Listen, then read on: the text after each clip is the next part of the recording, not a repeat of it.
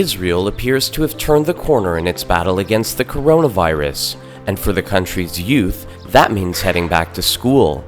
Students in the 1st through 3rd grades, as well as those in the 11th and 12th, were allowed to return to their classrooms this week, even as strict social distancing regulations remain in place. The government intends to resume on-site studies at all elementary and high schools by month's end, although colleges and universities are to remain shuttered until mid-June.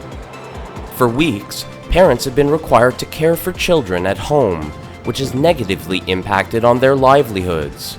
Still, some have mixed feelings about sending their kids off to study. I'm really concerned about getting infected from the environment of the school and from different students, but on other hand, I know the school principal and teachers quite well, and I know they are highly responsible. To alleviate concerns, parents are demanding that health ministry guidelines be clear, accessible, and widely disseminated. The precautions I know of is stay 6 feet apart, classes of no more than 15, alternating groups when classes are larger than that. Quite honestly, I think it's going to be very hard for the kids to do that. I think some cultures in the world are probably much better at social distancing than Israelis. And the kids are even worse at it than we are. For many students, the development is a welcome one, marking a return to semi-normalcy. Obviously, I'm super excited to see my friends again. I haven't seen them in so long.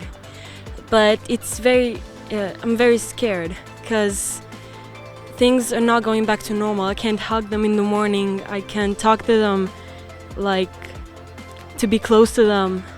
And it's frightening, but also I'm positive about it.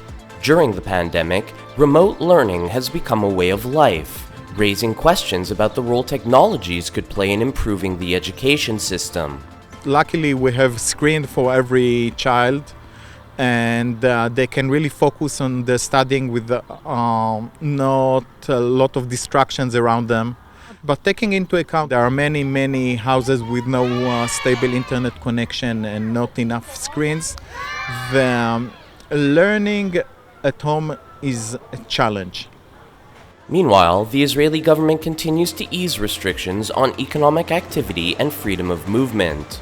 It seems increasingly likely that students will soon be able to hit the beaches after a long day at their desks, and before being forced by parents to tackle their homework.